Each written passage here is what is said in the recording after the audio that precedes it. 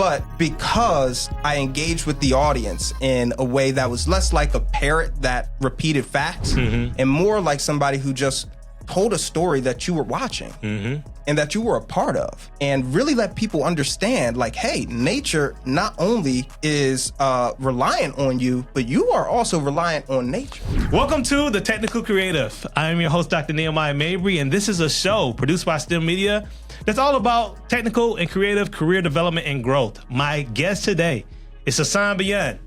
He is going to talk about how you can, like him, become an urban conservationalist. You're gonna hear some crazy story about his experience on the motherland in Africa and why you should never kiss a giraffe. Stay tuned right here on the Technical Creative.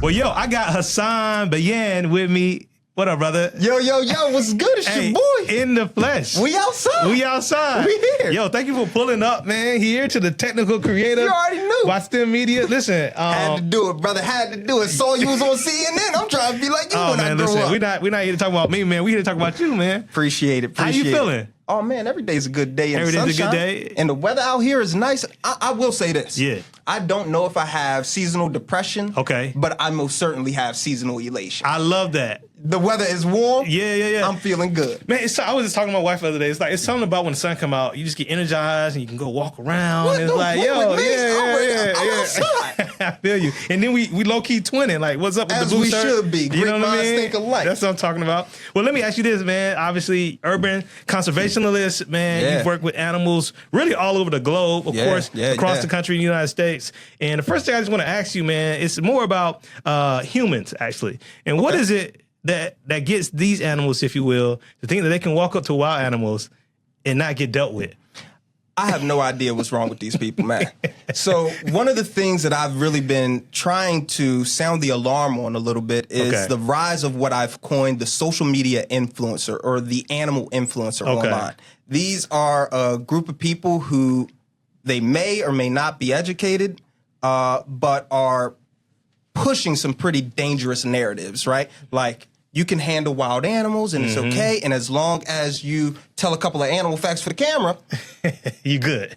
It's educational. Right. I'm not going for that, man. I'm not going for that. So I see people doing some pretty egregious stuff, like going out and just really harassing wildlife, right? Yeah. Sometimes even marine mammals, which is against the law. So I'm seeing all this stuff on social media. I'm like, somebody should talk about this. I know. So I just started talking about it. Yeah. And I really think that, not to insult Disney or anything, but it's like the Disneyfication of the wild world where these people think that because they love an animal, which, I love all animals, right? Yeah. I'm talking about from mosquitoes and frogs to snakes, lizards, elephants, you name it. I got love You can love for them, yeah. Straight up. But, But.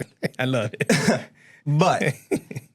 It's very important to also be pragmatic and realistic and also take into account not just that animal's natural history, but that animal's well-being in any encounter, because there is a very, very, very, very, very, very fine line between education and exploitation. Okay. And these people be dancing. I'm saying, for clicks and likes. For the clicks, likes, and views. Cut it out. Yo, Joe, he said the Disneyfication.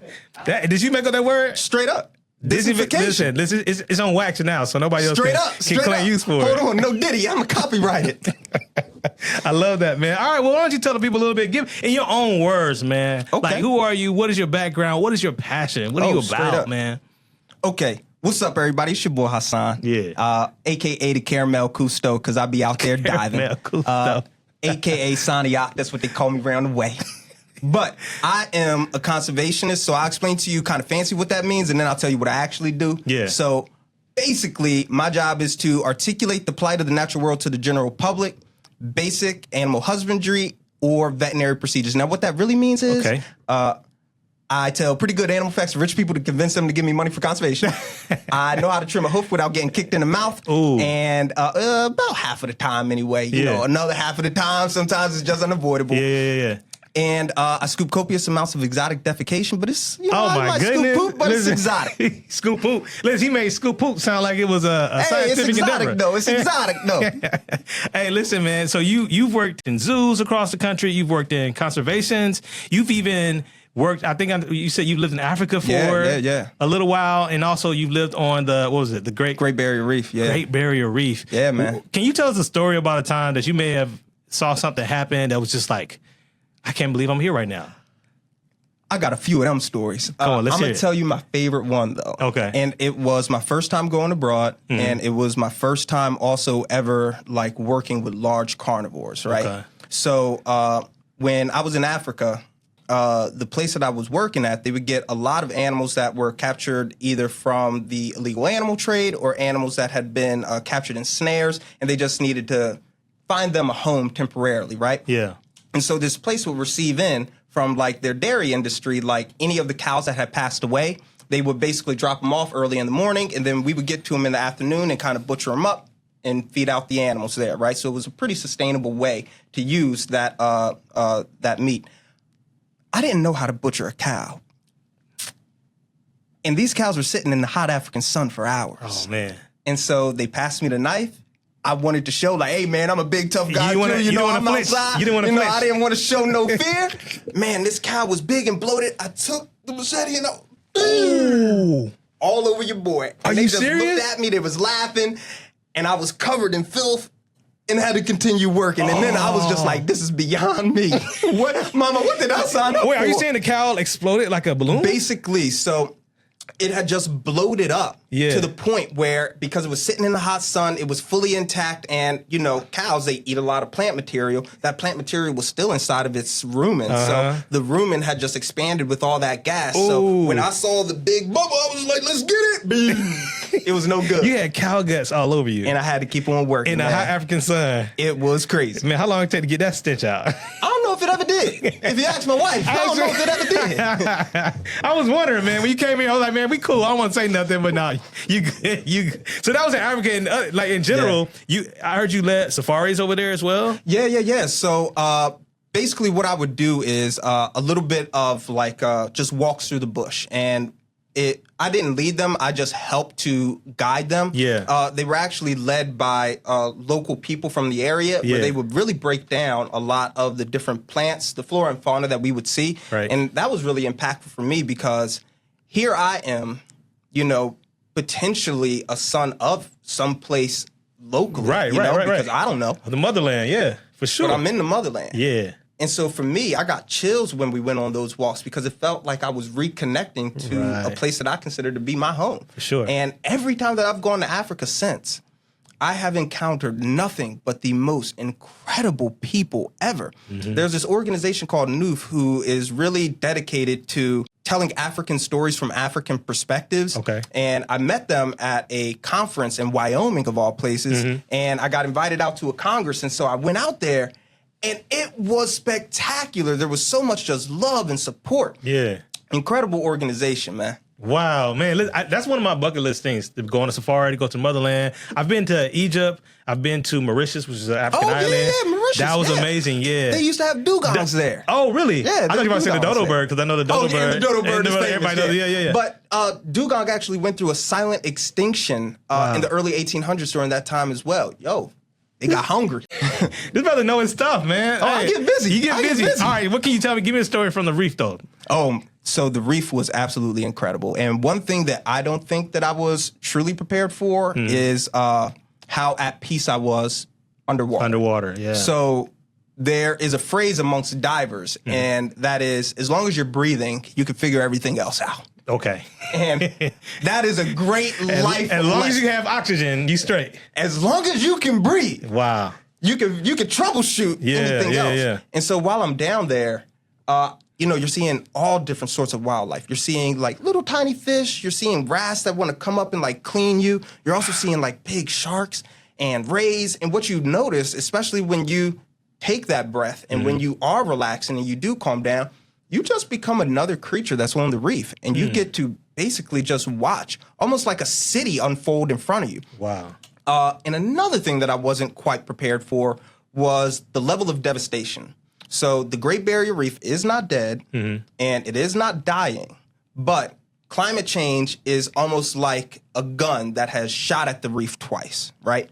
Actually, at this point, more than twice. Like, continuously is continuing to shoot at the reef. Right? Reef, yeah. Luckily, though, it is able to recover. And one thing that I like to tell people is that nature is incredibly resilient. Like, people have done some crazy stuff. Right. But nature is super resilient. And then when you look at the Great Barrier Reef, it's about 38,000 square miles. It is that big? It is massive. It's so big you can see it from space. Wow. It is about the same square mileage as Germany, and it stretches a distance that's almost from, I believe, New York or Maine to Florida. So not only is it big, but it's also very long, right? And so anything that's that large has, by nature, a lot of resiliency. Okay. But climate change is just so omnipresent, and it's going to affect humanity in ways that we can't understand. You know, I don't want to monologue or nothing, but you know, the last 12,000 years, the Holocene is what gave civilization the ability to flourish, right? That is when civilization came to be. Yeah. And so we are now entering, you know, scientists have formed consensus that things are changing. The rate at which is a little bit more nuanced, and it's gonna get figured out sooner rather than later. But we understand that there is a change taking place. A change is coming. For sure. Shout out to Sam Cooke. I know, it's coming. And so it's about understanding how we can sort of ride the wave and surf the wave, because what's happening right now is, you know, something that is very near and dear to me, because the reason why I feel like I exist is for the preservation and proliferation of the natural world. Yeah. And we are currently in the midst, and it's crazy for me to even think about it, the largest and fastest mass extinction event ever. Wow. It's crazy to even think about. So your purpose is to help combat that, or help us know how to, like you said ride a wave. That's interesting imagery, because you're not just talking about us completely stopping everything, but trying to figure out ways to handle or manage. Is that kind of more so the way you see it? So we understand that these things are, I mean, unless all the world's governments can come together and keep us under 1.5 or even 2 degrees, there's going to be some serious changes, especially out there in Florida. Okay. So what I want to do is try to educate people about like what they can do to help, right? Because it's all, while we understand that there are some big corporations that are really the ones pulling the levers, as average people, there are always things that we can do in addition to what I tell everybody to do, which is to vote, right? But one of the main things that we understand that has contributed to the health of our planet is this idea of its biosphere. So the biosphere of planet Earth has given it the ability to sort of regulate itself with all these natural processes.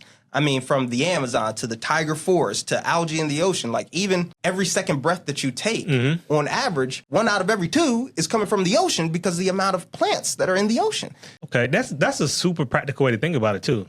Because you got the plant of the oceans, and the oceans occupy such a large portion of our facts of our Earth. Okay, facts. I got you. It's a blue marble. It's a blue marble for sure. But I want to take a step back though, really quick, because you're obviously passionate about this. Yeah, no right? doubt. And as we think about just you where you are now, like what was the origin of all this? Like how did you even get into this lane of work? When did conservation, when did wildlife, when did the natural world become even of interest to you? Give us a little bit about your background, bro. So for me, I consider myself to be uniquely blessed in that I never had to think about what I wanted to do. Like I knew from a very young age, even before I actually even knew, I knew that I wanted to work with nature. My grandmom, God rest her dead, she used to tell this funny story all the time about how I went into her room and I said, "Hey, Mama, did you know that bats and dolphins can see what they're hearing using echolocation?"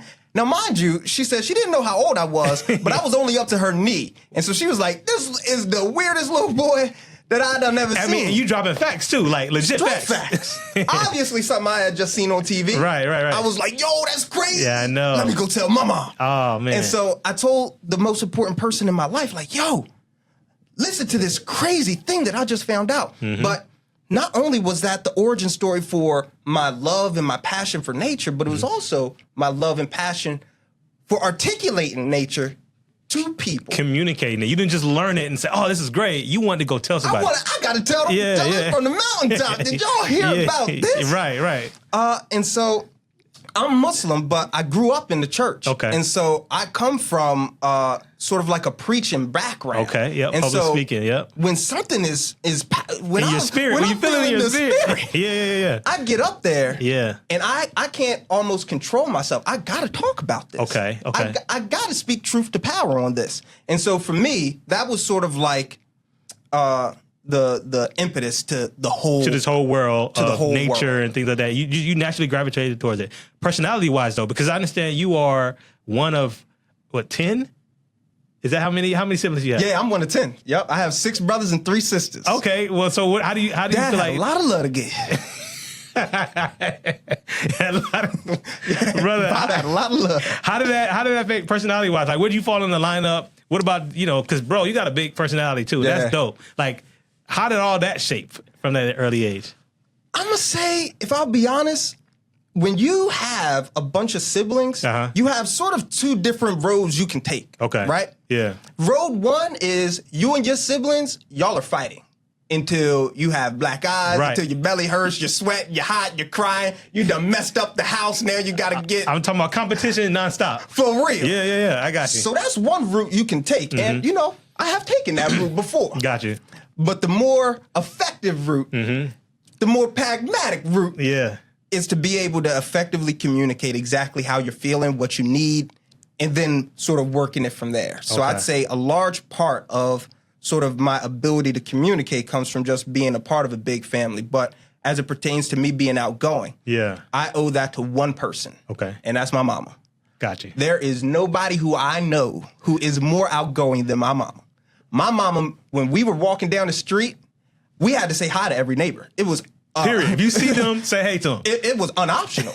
Now, mind you, we're walking through the fairground projects in Chester. Like, this is not always the most friendly people. Yeah. But that doesn't matter. Right. You're going to speak to people when you see them. You're going to wave and you're going to smile and you're going to say hello. Right. And so my mom was the one who had me in the church every weekend. Sometimes, multiple times a week. I know, right? We won't talk A lot about of hours. that. I know how that we goes. won't talk about that. But sometimes we were in there for long hours out of the day. Yep. And so for me, the ability to effectively communicate and not be shy about what my needs were and what things I wanted. And I'll say one more thing. When you get embarrassed for real, Yeah. and then you realize like a week later, it wasn't so bad. That's when you also realize like public speaking isn't even Wait, hold on. it's not that So I difficult. feel like there's a story right there. Hassan. There's a big There's a story. You said we'll save embarrassed that for real. story for another day. It's another day. My mom know about that story too. I was embarrassed once. Hey, listen, I think we all been embarrassed a thing or two, particularly in our community. All right, I'll tell the story. Okay, go ahead. I know you got it. All right, so I wasn't always the best student in high school. Okay. And my mama caught wind that I wasn't the best student. And so she came into the school. She made me apologize to another student. And then she sat in the classroom and made me answer every question in Miss Anderson's class. Oh, man. My mom did not play at all, not one bit. And so people made fun of me for that for like a week. And then they moved on to the next thing. In high school, though. Because that's the thing. Like high school, we're trying to impress people. We try, peers are everything. Brother, I was the cool guy no longer. Okay? It ended then. I was the funny guy after that. Talk about being the running joke. Oh, my God. Yeah. And you had to answer every question. So she's like, Hassan? Do you know the answer? Well, why don't you know the answer? See, you don't pay attention. Oh, man. Yeah, she got busy. Joe, that's serious. That's intense. Mama wasn't playing. That's intense. Well, Hassan, man, bro, I feel like you got stories for days, and I love this because I want to hear more about your educational journey. But was there anything, I guess, from the early years else that we didn't talk about that you feel kind of shaped who you are today? For sure. Yeah. I would say my first job. Okay. So the first job that I ever got was at Six Flags Great Adventure and Safari, right? Okay. So Where's that one? Oh, that's in Jersey. That's in Jersey. Okay, yeah. So I would say I was hired grossly underqualified, but they needed people to be tour guides on their safari tour. And the biggest thing that they needed were just people who weren't scared to talk to people. Okay. And it's like, look, we can give you the education later. But the first thing we want to do is just make sure that when we do give you all of this knowledge and talk to you about the animals that are here, that you won't be scared to talk to people.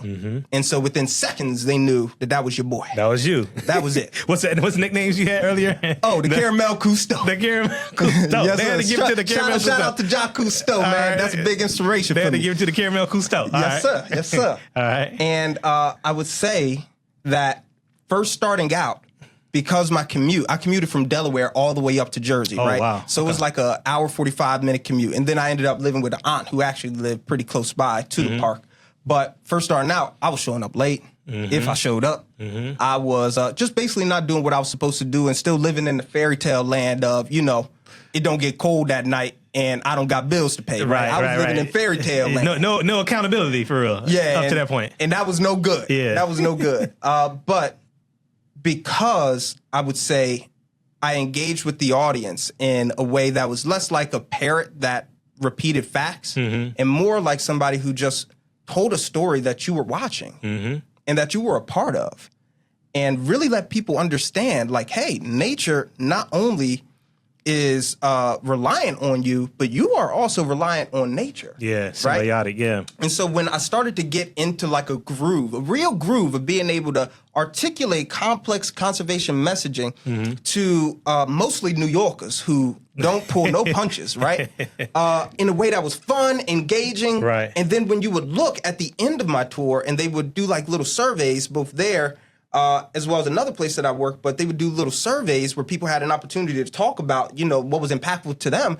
They could recall things that I told them about conservation. So they were grasping, they were engaging, retaining. At an amusement park. With the roller coasters and everything. They remembered your boy. Yeah. And so that, for me, not only solidified in them, like, hey, this guy got a little something. Let's keep him on. He got some stuff he need to work on, but let's keep him on board. And it also solidified to me, like, hey, I'm having fun doing this. Yeah. This is something that I've dreamed about doing. Let me not fumble my bag and really start taking this serious. And so I'd say that was that in conjunction with my first time going to Africa are what really solidified for me that this is what I want to do. And also it feels like this is what I was meant to do. Yeah. I love that, man. I love that. And you were how old then? Woo! 19. Teenage. No, I love it because like my teenage years is when I kind of got a clarity on what I wanted to do as well. I was a young bull for real. You was a young bull. Oh, all right. And so you grew up in another story behind that. Okay, I love it. Keep on going, bro. Stories for days. Go ahead. So I am one of the suburban Negroes that people like to talk about, right? So I grew up partially, but first generation, right? So I grew up partially in the Fairground Projects in Chester, which is right outside of Philly. Okay. But I also grew up in Middletown, Delaware, which is more like the suburbs. So I kind of got to see two different worlds and be a part of two different worlds at the same time. Yeah. So I got to hear gunshots at night on the weekends and hear like bugs and deer and all kinds of stuff like that on the weekdays. Gotcha. And so for me, code switching came to me naturally. Right. Because once again, this is about communication. For sure. Right? For sure. So the way that I'm talking to people in Middletown, Delaware, if I want them to understand me and not have to explain myself for 20 minutes. You got to drop some of that Philly edge. I drop some of that edge and I talk to them the way that they talk to me. But if I went over to Philly and I started saying, gee Willikers, Batman, they going fire me up. They going fire me up. Who is this dude? So, it was interesting because I didn't even know that there was a term for it. It was just like, look, I'm talking to people in a style that I know that they'll understand. Right. Meeting them where they are. Yeah, meeting them where they were. I got you. Straight I got up. you. Thanks for that in there. Listen, man. Hey, I'm trying to keep it rolling with you, man. You got it going. No doubt. Well, listen, man. You have a platform now, and we're gonna get close to our interactive segment. But I discovered you on Instagram. No doubt. You got incredible content on Instagram. Thank you. Go ahead and drop your handle real quick before we transfer. Come on, man. You know that's HASSAN _BAYYAN. Hassan Bayyan. Listen. On everything. On everything. Y'all go follow him now. Holla at me. And so knowing that you were coming to the studio today, there's no way we couldn't have an interactive segment that involves, what you do on your platform. No doubt. And so we're going to call this segment, man, that's wild. So here's the thing. Before we play the video, I need you to tell me, just generally speaking, I'm going to give you a this or that. Okay. Two different animals, if you want to think of it in terms of predators or whatever. Okay. You give me whichever one you prefer and whatever criteria you want to have. And then we're going to watch the video and talk about that. But right now, we're going to start with buffaloes or lions? Buffaloes and lions in general, this or that? I'm gonna give it to the buffalo because we going on a straight up head-to-head, one-on-one battle. Yeah. Buffalo winning 9 out of 10 times. If he stub his toe or something, trip and fall, you know, I'm a scientist, so I don't like to give absolutes. Yeah. But I will say 9 out of 10 times, if it's one large male buffalo versus one large male lion, that lion ain't even going to try. Right. Especially if it's an A game. Not going to even try. There's funny stories of hunters who were saying like, bruh, the bullets bounce off its head. Are you serious? How do we hunt this? That's crazy. All right, let's check out this video. Oh, yeah. See, and look at him. He's not playing. And this isn't just one lion. This is a whole pride of lions. Yeah, and that's a Cape buffalo, and it's a male. I won't tell you why, I can tell. But this male buffalo is not playing. Dang. Now, it's not even, it don't see like his face, to be honest with you. I mean, it's I know he knows he's being bit. Yeah. But I'm sure his adrenaline is rushing to the point where, and then that's the thing about it. That's the thing about Another one came through. So, one thing that people don't really appreciate about predators is that they don't want to get hurt. Mm-hmm. They thrive in a situation where it is uneven and as uneven as it can possibly be. Okay. So they want to sort of like jump on one animal, dispatch it as quickly as possible. Okay. Because if a lion gets a horn to the chest or if a lion gets a horn in its paw, it can't walk effectively, it can't hunt effectively, it can't eat. It doesn't survive. So you telling me that, and that's funny because like predators are usually ones like, oh man, you afraid of them, don't mess with them. But like low key, if they get hurt, they gonna feel it too. If you said Hassan, who would you rather fight? Yeah. A Cape buffalo or a lion? I've been bringing the lion.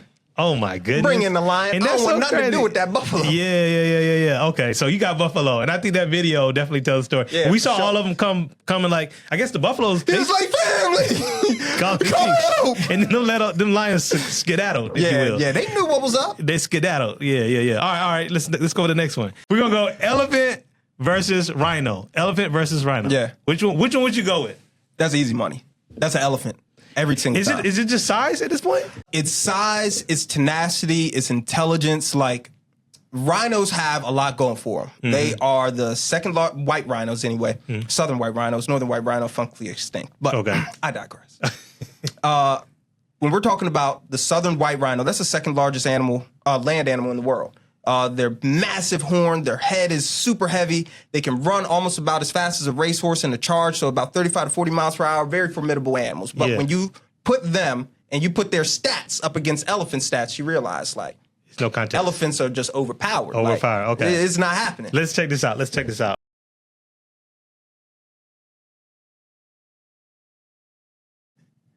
So he got a baby. So he got a baby. So that's the thing, right? When I see this clip, I think about how the rhino didn't really want smoke, right? Yeah, she didn't want smoke. Yeah, she didn't. She was just trying to protect the baby. Yeah, she didn't want none. So run that back. Yeah, Joe. I want to see if that's a male elephant because sometimes one of the ways that you can tell if an elephant is going through what's known as must is their temples will leak. Oh, yeah. So if you pause it right there, you can see a little bit of leaking from the temple. Oh, wow. And so that's one of the signs that animal was probably going through must and was just looking for a fight. He was just looking to get down, which is probably why he went over there because a mother rhino isn't going to be looking for a fight, especially with her calf right there. Right. But a young bull elephant will absolutely Is it because they're just like annoyed or hopped kind of up on testosterone, don't have no girls to call the stork with, and so he's just looking to take it out on something. Gotcha. And so older bull elephants will do that as well, and so they get into a little bit of trouble because they take out their aggression on younger bull elephants, and so sometimes you can get into situations where you just got a big old behind bully out there just terrorizing the savannah. And nobody can do nothing about it. And again, nobody do nothing about it. Yeah. What, is there credence? Is there any credence to the whole, like, the elephant's the real king of the jungle? Oh, for sure. Like, for sure. At the end of the day, people say lion's king of the jungle, but lions live in the savannah, so none of that. Don't forget make no about sense. that. So forget I love about the that. fact check. Hey, stop saying that, y'all. Stop all saying right? it. Get out of here. Get out of here. I mean, maybe a tiger, but I would still. There's one place in the world where tigers, orangutans, rhinos, and elephants all live under the same canopy. So that's in Java and Sumatra, in that area. And on those islands, Don't none of them want to see no Asian elephant in the forest. Nobody. The tiger is not messing with no Asian elephant. Oh, it's not happening. It's not happening. It's not happening. So I'm giving it to the elephants. Elephant because all they day. actually live in the jungle, and there also are forest elephants that live in Africa as well. And another thing, because ain't nothing out there messing with no elephant. Nothing touching the elephant. I feel that. Straight up. That. All right, here we go. Praying mantis versus hummingbird. Praying mantis versus hummingbird. Let's check this out. Ooh, That's insane. that praying mantis got hands. Yes, he does. Oh my God. That is crazy. That is crazy. That is crazy. Hold on, but I love the fact that praying mantis knew Yeah. that the hummingbirds frequent that area, so I'm gonna come over here. And It was ready. And I'm gonna sit and wait for them. That joint was ready. Okay, yo, play that back. I can't used to believe pray that though. for times like this to eat like this, so I had to. I didn't even know they were that strong. To be honest with you, like I don't know if I knew that they were that strong. Yeah. But you will see, and my boy Anwar is probably gonna get on me for this. Ooh. I be sleeping on insects. Yeah. I really, really, really do. So okay, I sleep on insects. You sleeping on insects? Okay. And I shouldn't be. It's time to wake up. Hey, that praying mantis said, "Don't be sleeping or praying on me right now, because you're gonna get prayed on." Look at this. Yeah, he prayed on him. Oh, That's man. crazy. Going to town. That's crazy. And no way he's eating that whole thing. Yeah, I know. And listen, and we showed What a it. savage move. We showed it before I even got your thing. So if you didn't see that, would you have said hummingbird? I would have said hummingbird. Easy. Yeah. I would have said hummingbird. Because they're just talking about mass. I would have thought, the hummingbird could at least put a wing on him or something. It didn't look like he put up much of a fight. I know. Dang. That joint was up there waiting to prey on this hummingbird. All right, let me ask you this one before we play it. Man versus kangaroo. A human versus a kangaroo? Yeah. That's a good one. That's a good one. How tall of a human? Let's say they both 6 feet. 6 feet, equal size. I'm talking about equal size. Throw them in the ring. I'm gonna get out of 50-50. 50-50. I'm gonna get out of 50-50, Okay. and here's why. Okay. Because kangaroos don't have the ability to go to an MMA gym. Okay. Right, so they don't know traditional like boxing styles. They're not trained in all these different mixed martial arts per se. They're not trained up. Yeah.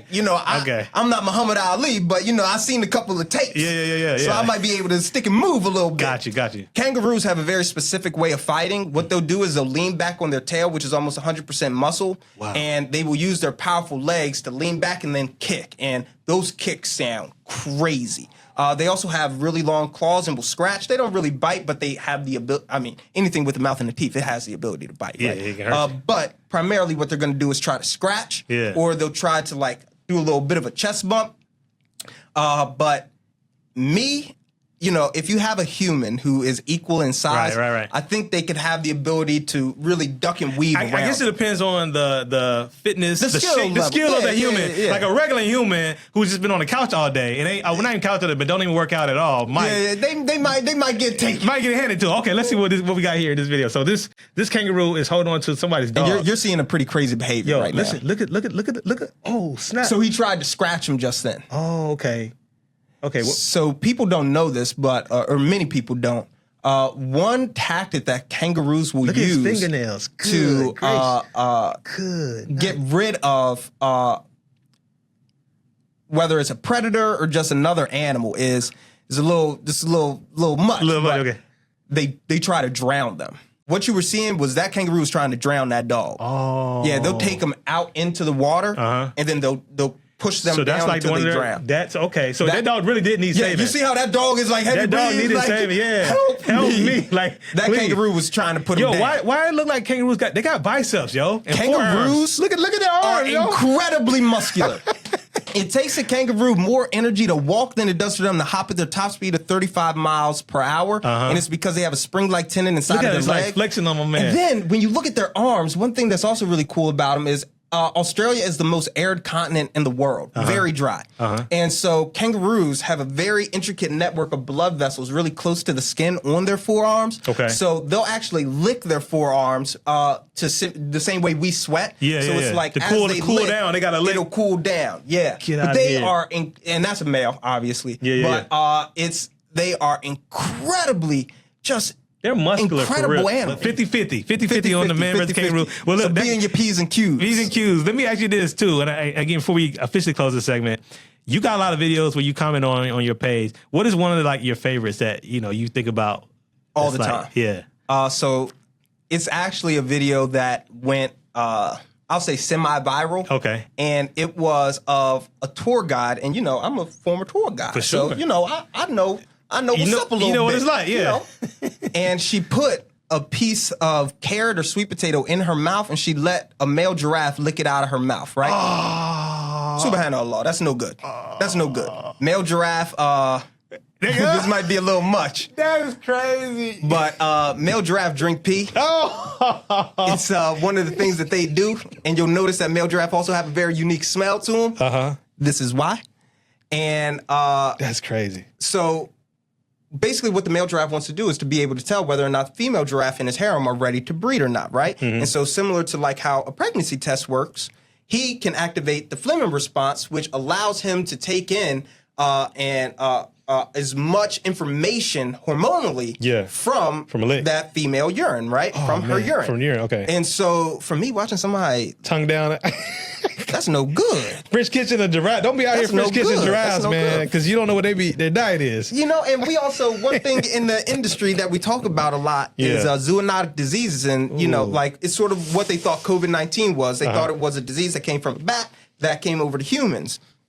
And so when we talk about like zoonotic disease and ways to get them, it's normally like, if you drop your gum on the ground, don't pick it up, put it in your mouth because then blah, blah, blah. Yeah. Homegirl, let the giraffe look in the mouth. Crazy. That's step one of zoonotics. Hey, listen, I think I speak for all of us when I say, man, that's wild. Yeah, that's wild. That's wild.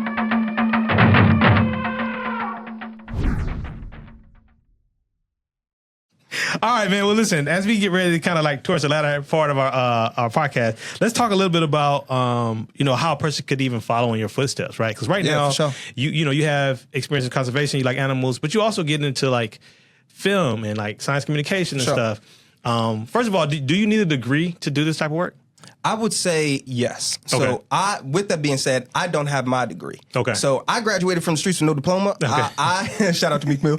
But what I did was I leveraged my public speaking ability to learn stories. Okay. And the stories that I've learned and the experiences that I've had are the reason why that I have been able to sort of skirt the college experience in lieu of that and just get a lot of hands-on experience. Right. And when you talk to any elders who have walked in Africa for long periods of time, like they don't have their college degrees. True. But if you want to know very in-depth knowledge about the local flora and fauna, these are the people to look to. Okay.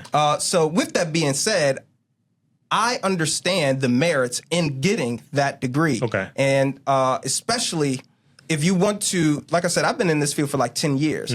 I could be where I'm at right now. I could have been here in like 2 years had I had gotten the my credentials, degree, degrees, and everything. right? Had I actually gone and got that, I would have been here much sooner. Yeah. Right. So what I tell people is that if they want to get into this field, there are a few things that you want to sort of invest in. I'd say the number one thing is one of the biological sciences. So you want to have a familiarity with just biology as a whole. Okay. Right. You want to also know what organic chemistry is. Like you want to know how to, or you want to, for lack of a better term, you want to know how to ride a horse before you actually hop up on the horse, right? Okay. So you want to have some familiarity with that. Right. The second thing that I think that any person who is in conservation should invest in is learning basic psychological principles, because a lot of what we do in this field is psychology. And animal psychology? Yeah, 100%, because it's the same thing. Yeah, okay. Like if you have a small child and you ring a bell every time you feed them, that child will also associate and 100%. Okay. Every time you ring that bell. So psychology is psychology, whether you're a person or a penguin. You know, there are some differences. Right. But the foundation is always concepts are still okay. That makes sense. You have to take into account natural history and things like that. Right, because that animal has a different history than you may have had as a human, different environment. 100%. But when you know how psychology works, evolutionary history. So when you know how psychology works, and then you're also aware of the biology, no doubt, then you're able to come to a certain understanding, 100%, of how they are perhaps perceiving things. Especially if you want to work hands-on with animals, right? Yeah. So that's definitely first and foremost. Okay. The second thing that I would implore anybody who wants to get into this field to do is to look for internships and volunteer programs, because one thing about this field, and it sucks that it's this way, and I'm trying, me personally, in my work and trying to diversify this field, I'm actually working to help stop this because it is an issue, but sometimes you're going to have to work for free, which is, trust me, I know. To be able to afford to go to Africa, I worked 4 jobs. Wow. I worked from 9 a.m. to 3 a.m. Monday through Thursday, and Friday and Saturday, I worked from 5 a.m. until the next day at 3 a.m. and then did it again the next day. You were doing this to bank up money so you could even go and do this kind of work. 100%. Yeah. And so I understand about, why that is a barrier. Right. You know what I mean? Yeah. But if you really do want this, you may find an incredible opportunity that may just not be paid. Right. So I say, if you can afford it, or if you can find a way to afford it, try your best to always take as many opportunities and experiences as you can, because it only knocks once. Yeah. And I think you gave us 3 things. You talk about studying biology, which is great, psychology, and then also take these opportunities as they come. As many as you can. Yeah. Because you'll also find, that you like or don't like certain things that you may not have known that you would have liked or didn't like. For sure. Well, listen, man, this has been dope, bro. We ended with a certain question that I think is pretty good. I can't wait to hear what you say. But that is, if you had a time machine and you were able to go back in time and talk to your let's say you talked to the 19-year-old or just a young person before you got into this, what advice would you give your younger self? And then we want to know, what would you tell your future self? Let's imagine you accomplished a few things. So you can come back to this video and use this sort of as a benchmarker. We're going to ask you to give it directly to the camera. Give it to the camera? As we conclude. I'm right here? Yeah, right here. All right, Hassan. Young bull. We're going to start with the young version. Young bull. All right, so I know I can't tell you nothing because you're hard-headed, but I will just say, stay true to yourself. You're on the correct path. Just keep being you, man. You got it. And to my older self, bro, don't compromise, all right? The science is what's most important. Do not compromise the science. Hey, and don't let us see you running up on no wild animal thinking, oh, bro, this is some Disney movie. You know what I'm saying? No, sir. Hey, Hassan, this has been dope, brother. Thank you so much, man. No doubt. Thank you for coming on the show, man. This is a lot of fun. Hey, this is only the beginning. I know we're going to get to do other stuff together, for sure. But thank you so much for coming on Technical Creative, No doubt. Bro. Had to do it. All right, bro.